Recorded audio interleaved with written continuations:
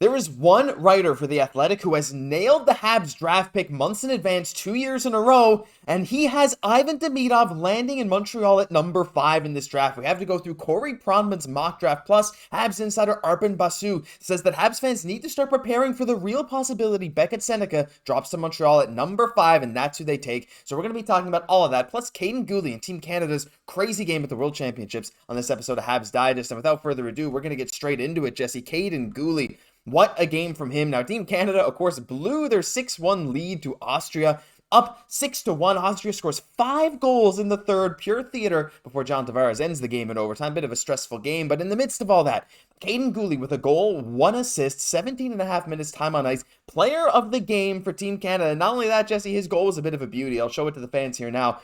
What are your thoughts on Kaiden Guhle, who says here, I thought I hit the crossbar, playing amazingly on the world stage, being one of Team Canada's premier defensemen? Our Canadian players just continue to show out at this tournament, right? We see that Slav was the player of the game the other day.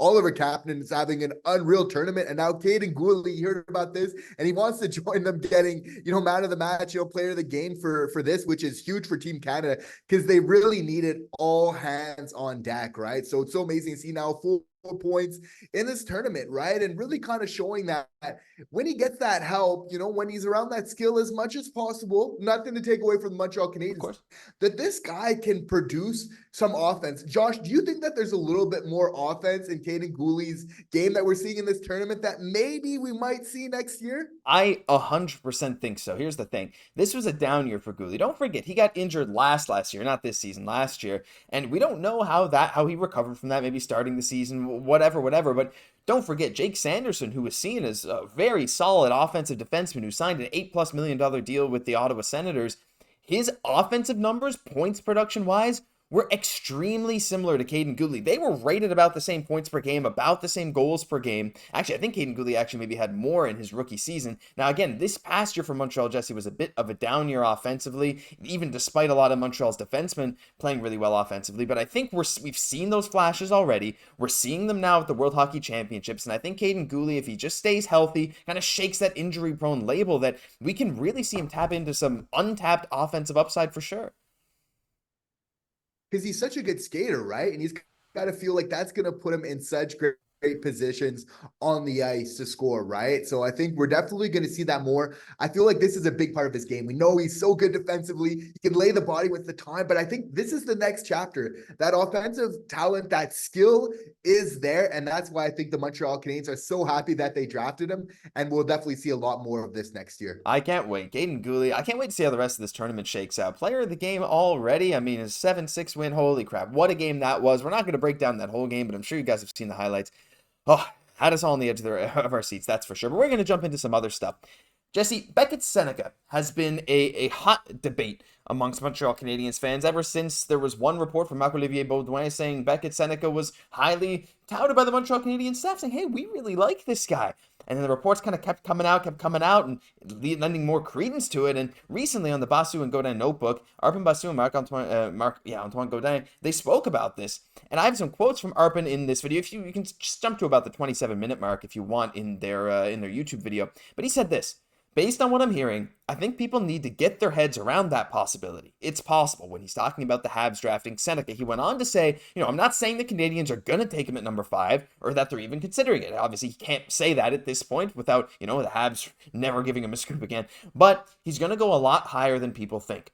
That was kind of the case with Reinbacher as well. And he was pretty high on Reinbacher last year as well. Jesse had some similar comments. And of course, Arpon, even if he does know, he can't say it. And I'm not saying that anyone's given him the full scoop yet. But regardless, coming from him, one of the most respected insiders for the Montreal Canadiens, maybe the most, this is making me feel more and more that Sennecke actually is going to go potentially at 5 to Montreal, and even if not there, way higher than people think into the top 10, because he's a big guy. He has silky mitts. His Oshawa team is struggling without him right now in the finals in the OHL. There's a lot of crazy stuff going on around him, and I'm starting to watch more and more highlight film.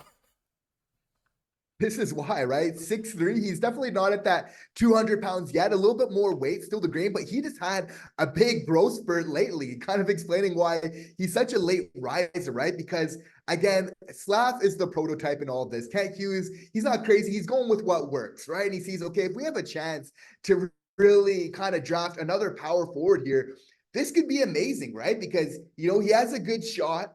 His skating's pretty good, but like it continues to get better. If you're 6'3", you start getting 200 plus, you got that skill, but then you can skate really well. Obviously, we can all picture our minds. That's a very good combination of a hockey player, right? We know that size is so important to the Montreal Canadiens at this draft. I think it's so great that they're really putting it as a premium right now. So this is very interesting, right? Even though there's maybe some other players we could kind of envision before, you have to appreciate the type of player that Beckett Sennecke is. Yeah, like I know people would want Kaiden Lindstrom over him. I know people want Tisha Ginla over him, and that's fine. But here's the thing. I have full faith in the Montreal Canadiens, as I'm sure a lot of you guys do too. When you're looking at a guy, like the Habs clearly now have a bit of a track record in developing big, skilled players who are maybe a little bit more rough around the edges. I mean, they've done it with Slafkovsky, right? And we're going to see it, I'm sure. Reinbacher wasn't exactly rough around the edges, but we're going to see him develop as well. He's 6'4". People forget that somehow. I feel like people treat him like he's 6'1". He's not. He's a giant. But Beckett Sennecke, Jesse, as some people say, maybe his balance is a bit of a problem, all this stuff. He went through a pretty big growth spurt of like 3 or 4 inches over the course of, 2 years-ish in the OHL. So he's still getting acclimated to it, but he has silky mitts. He doesn't really play that huge power forward game, but that kind of skill at that size is something that we know Montreal really values, and it's going to be seen. Like, it's yet to be seen how he interviews, which is obviously a big part of Montreal's drafting process as well, but just based on his player profile, how he plays, that skill, that almost untapped potential at his size while being fairly smooth on the ice is something I think Montreal's really going to hone in on. And again, on top of that, just being so good in the playoffs as well, right? I think that's all what it's really about. If the Habs are looking at, okay, we need skill and we need size, then they're definitely barking up the right tree, right? So it makes sense that we're looking at these type of players. That's the type of profile that really makes sense. We're just hearing so many rumors left, right, and center, right, about this player right now. So you have to feel the way it's shaping right now. If the Montreal Canadiens don't take him, then he's going in the top 10. Yeah, I think so for sure. I think he's getting really high up on a lot of draft boards. The people have him that high for a reason. Bob McKenzie had him high for a reason. It's yet to be seen, but I think this really could be something that Montreal does. But not according to Corey Pronman, Jesse. Corey Pronman, oh, this is exciting. Every year he does a few mock drafts. Sometimes he does pre-mock drafts like this one is here, and then he'll also do ones after he gets a bit more info from scouts, because he bases a lot of his mock drafts based on actual NHL employees, NHL staff's opinions of certain players. They kind of give him their list. He kind of does a little mock draft similar to what Bob McKenzie does, as opposed to just purely based on player skill.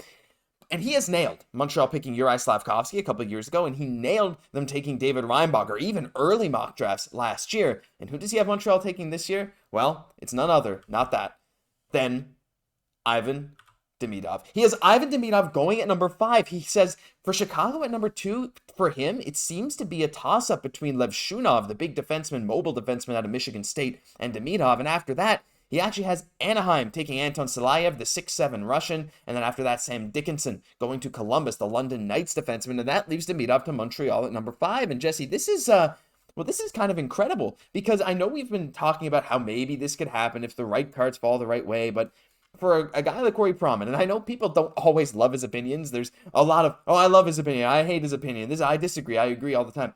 He has been bang on with a lot of Montreal picks. So not only does this prove that Montreal is very high on Ivan Demidov, to me, it also proves that this is way more of a chance than we initially thought. Yeah, this is what you would call an ideal situation, right? And if history ends up repeating itself, and then we have a Russian player available to us at number 5, you have to feel like this year we're definitely going to go for that. No more surprises, guys. Kent Hughes, he's not going to do that to your heart. Josh, he's not going to do that to you again. Let him cook. But the reason for that is that he's cooking right now as we speak. And what his master plan is really in the kitchen is to really get somebody who really fits the overall vision of this team. The reason why they would select Ivan Demidov at 5th if he was available over a Matvei Michkov last year is because of the two-way game that Ivan Demidov plays. And I think Kent Hughes, who's all about culture, he gets that. If you want culture and values throughout your organization, if you want people blocking shots, winning, going for blocking shots, winning board battles, back checking, your top 6 guys, your elite guys like Ivan Demidov need to do that for your bottom 6 to buy in. Yeah. Just ask the Toronto Maple Leafs. Okay, I promise no more prods.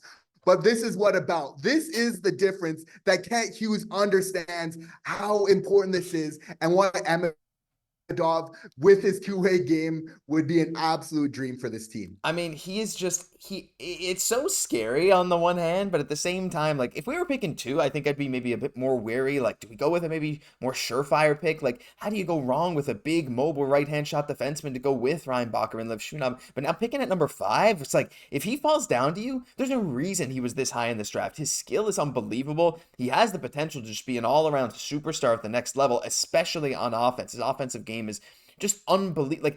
Like scouts were saying, he pulls out a move that you've never seen before twice a game, right? I don't know if that's a direct quote, but I'm saying that myself because it feels like it. It feels like it. I'm sure I've heard similar things before.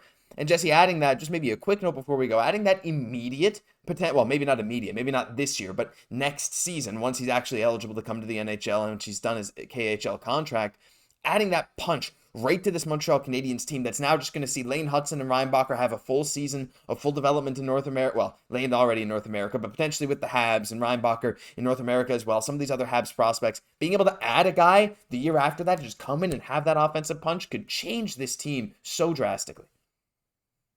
Who comes in and has an impact on this team already, is ready to play at an entry-level contract on top of that, which then adds you to then frees you up to then add through free agency, through other means to really bolster this team. Exactly how things are shaping up for this team's competitive window, I feel have been calculated to the last decimal point by Kent Hughes. And I just love how this is all shaping up. Honestly, if we don't get Demidov, Cayden Lindstrom would be amazing. Yep. But I honestly think if we're happy to get this player, we are not going to regret it. You know what? You know what I love?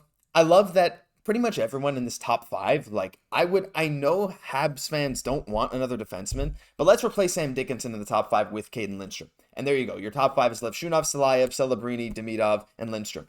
I would not be upset with any of those guys. I know some fans don't want defensemen, but these defensemen have such good potential. Like, at the end of the day, it's like 5th is kind of a blessing. You can kind of take whoever you want. Now, again, the Habs might reach and take Sennecke, but who knows? There's a bunch of potential. We are excited, and you guys should be too. Share your excitement down below for potentially landing Ivan Demidov. But for now, that's going to do it for this episode of Habs Digest. If you enjoyed, leave a like, comment, and subscribe to the channel. We really appreciate all the support you guys have been showing us. I'm Josh Gosse, my co-host, Jesse Poirier. We'll catch you in the next one.